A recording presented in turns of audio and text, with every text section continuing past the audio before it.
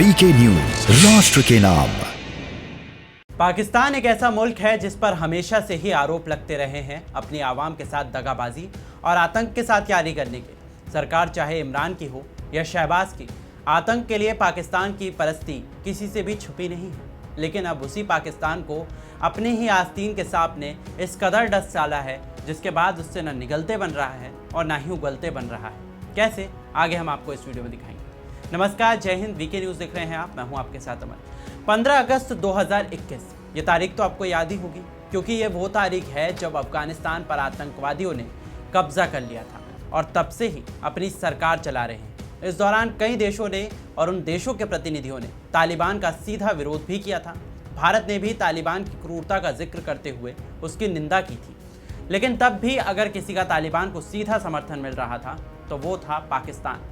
अब उसी पाकिस्तान को तालिबान ने बड़े मंच पर ठोक डाला है। दरअसल तालिबान अब पाकिस्तान की शिकायत लेकर संयुक्त राष्ट्र संघ में जा पहुंचा है। तालिबान का आरोप है कि पाकिस्तान की सेना ने अफगानिस्तान के खोश्त और कुनार प्रांत में 16 अप्रैल को एयर स्ट्राइक की थी। इसी मुद्दे पर तालिबान संयुक्त राष्ट्र सुरक्षा परिषद में चला गया है। पाकिस्तान के खिलाफ औपचारिक शिकायत भी दायर कर दी गई है, जो कि नदीम अहमद फैक ने दी है, जो अशरफ गनी के शासन का हिस्सा थे। लेकिन उनकी शिकायत का समर्थन तालिबान हक्कानी नेटवर्क और तहरीके तालिबान पाकिस्तान ने भी किया है।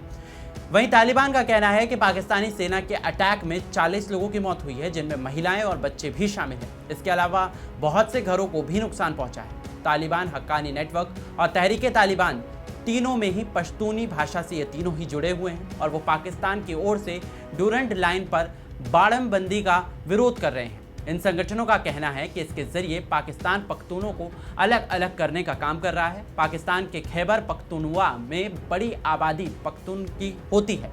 इसके अलावा अफगानिस्तान तो पख्तून बहुल देश है ही। आपको बता दें कि संयुक्त राष्ट्र सुरक्षा परिषद को भेजे लेटर में अफगानिस्तान ने लिखा है कि पाकिस्तान की सेना ने जो भी किया है वो अंतर्राष्ट्रीय कानूनों और मानवाधिकारों के नियमों को सीधे तौर पर चुनौती देता है, यूएन चार्टर के सिद्धांतों का उल्लंघन करता है।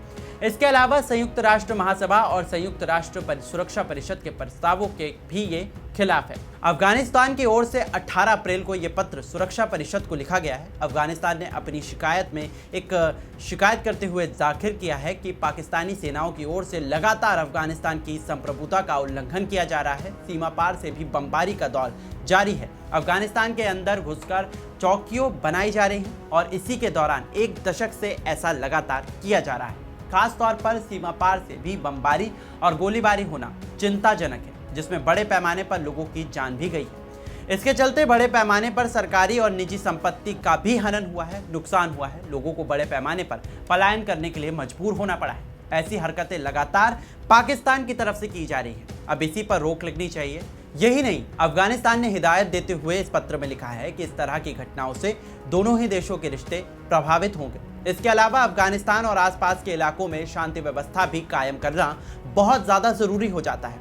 आपको बता दें कि इससे पहले भी अफगानिस्तान ने पाकिस्तान के खिलाफ यूएन में यह मुद्दा उठाया था, लेकिन तब सत्ता में तालिबान नहीं था, बल्कि अमेरिकी समर्थित हामिद करजई की सरकार थी। लेकिन सबसे बड़ा सवाल यही उठता है कि जिस तालिबान को लगातार अमेरिका उसका विरोध कर रहा था और पाकिस्तान की इमरान सरकार जब पूर्व में थी तब वहां पर उनका समर्थन किया जा रहा था, और अब जब से शहबाज आए हैं तब से तालिबान के साथ वहां पर खटपट देखी जा रही है। अभी से कुछ दिनों पहले खबर थी जिसको हमने आप तक पहुंचाया भी था कि अफगानिस्तान की तालिबान सरकार और पाकिस्तान की शहबाज सरकार मिलकर भारत के खिलाफ एक बहुत बड़ी रणनीति जो है वो बना सकते हैं।